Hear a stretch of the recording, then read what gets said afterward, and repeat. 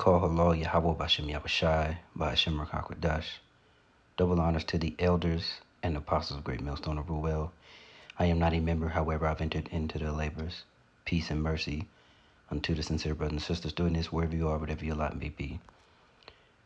Not a very long video. Again, another TikTok find, which they are going to really rein in the near future, because it is just too much. They can't continue on with their, for lack of a better term, excuse my language, they can't continue on with their horseshit narrative without being questioned.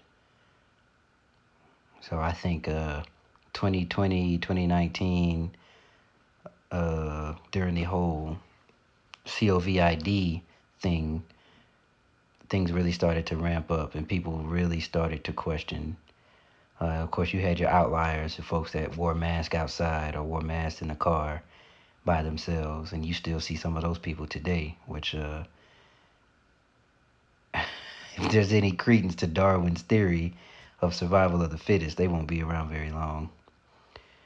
But that's something else for another day. I'm gonna let this play, all right. And notice you see the subject is very interesting. And notice you see the 3,066 likes, 666, right?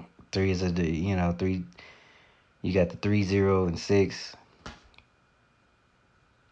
That mark of the beast there.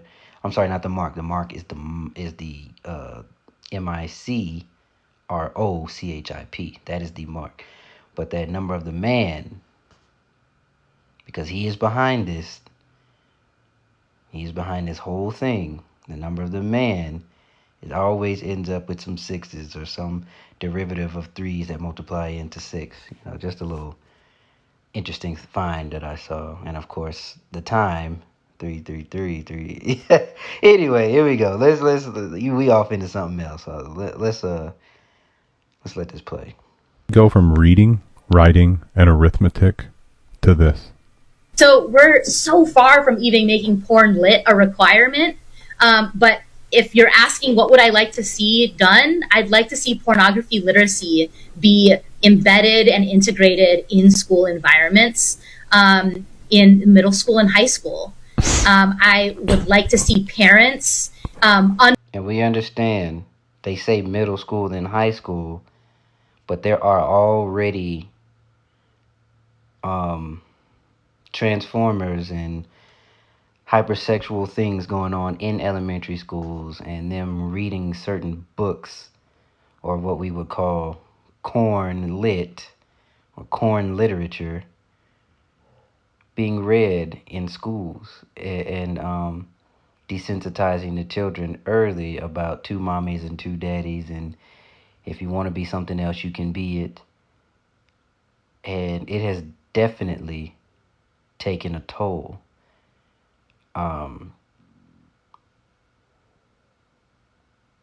The blatant attack on children here in Babylon the Great, it is undeniable.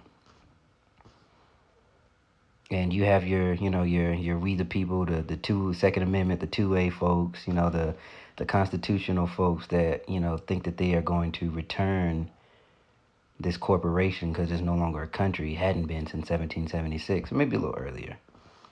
But they think that they're going to turn this corporation back around. They're still trying to take balm for the pain of Babylon, but it's too late. This place is done for more reasons than 1, or more reasons than 10. So while we're at it, I can't turn the night mode off here. But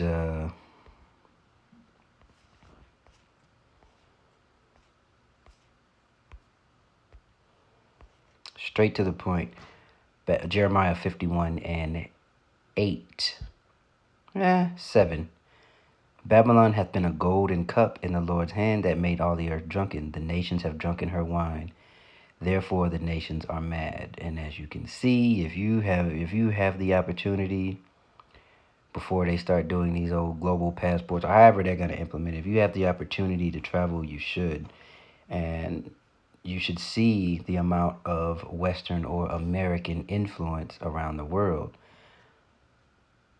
Or, I mean, you have the internet. You can look up different countries, and you can see the style of the Jake here in America, uh, or you can see the style of, or should I say, the format of the way the Westerners do business. All kind of different things. Every aspect of life has a Western touch to it, you know. And there are other places that are more traditional. There are other places that completely throw off the West, and they have their pockets because you need the tourist money. But definitely, the nations have been drinking this and gone into business with this whore. And as you can see, that this is a sinking ship, and a lot of them see it. So most men are going to, most of these nations are going to return to their country, as the scriptures say. Like there's nothing left here. So let's continue reading. Verse 8, Babylon is suddenly fallen and destroyed. Howl for her, take balm for her pain. If so, be she, if so be, she may be healed. All right, we would have healed Babylon, but she is not healed. Forsake her and let us go, everyone unto his own country. And for her judgment reaches up unto heaven and is lifted up even to the skies. So there's more than this. Okay, things gotta get really raunchy. Things gotta get really weird, even more weird than what it already is. All right, this place is spiritual Sodom, spiritual Gomorrah, Rome 2.0. All of the wickedness that you can think of that has gone on throughout the world is all here wrapped in one. Learning all of the things that they have, been conditioned to believe around gender and sexuality and bodies, and agency, so that they can. So these are interesting terms. Before we go, let's look up what unlearn means.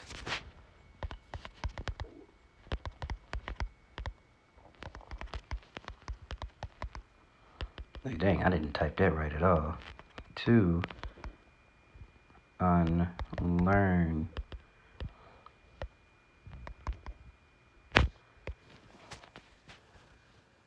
To put out of one's knowledge or memory, to undo the effect of or discard the habit, right? So you want to create new habits, new brain patterns in the minds of children, so they're easier to basically manipulate and groom. Disremember, forget.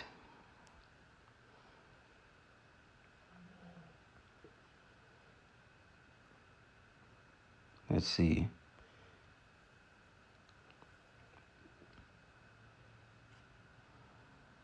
In that instant, Blanchard unlearned everything she had been taught in nursing school. So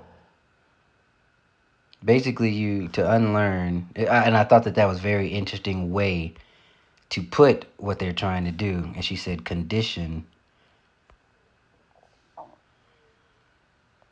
I'm sure that's going to be something. The process of training, okay, which is still a thing. Well, this is physically fit. Also, so a simple form of learning involving the formation, strengthening, or weakening of association between stimulus and response. You see that. This is a simple form of learning involving the formation, strengthening, or weakening and association between stimulus and a response. And it's almost like the ring the bell experiment. There was an experiment where they would or forgive me, let me not let's not cuss. And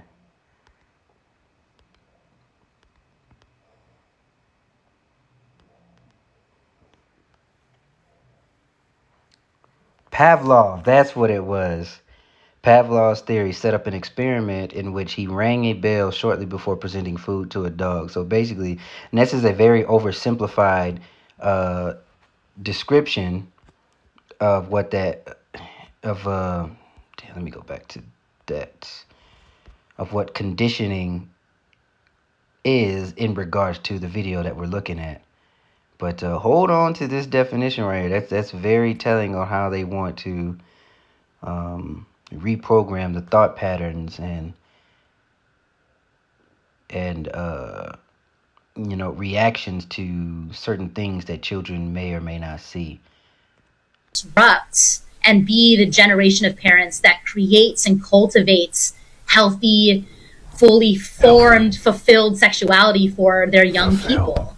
And Holy and fulfilled sexuality,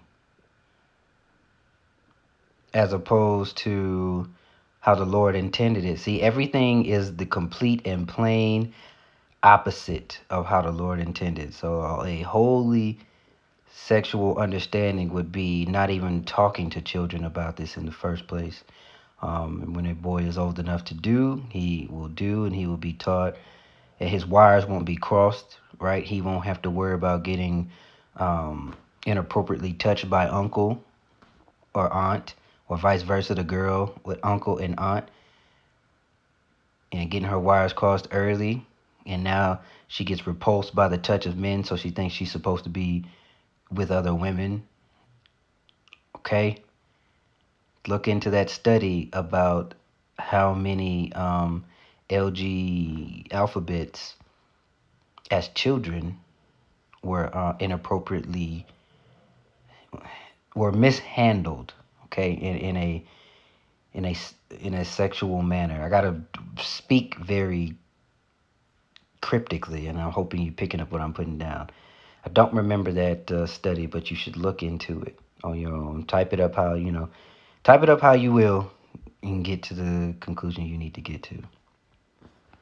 And then those young people are getting sex ed so that they become, parents or the older generation of leaders that are continuing that sex positivity.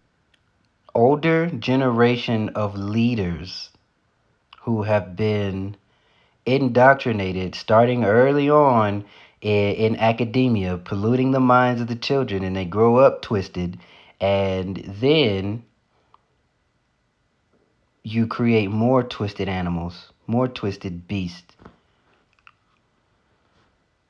And what do twisted beasts do, who are older generations of leaders? They write laws. They vote certain ways. They think certain ways. They teach their children those sick and twisted, abominable ways. So call Allah Yahweh Bashim Al through faith. This place ain't got much longer to go. Could you imagine, I don't know, 2095? Oh boy.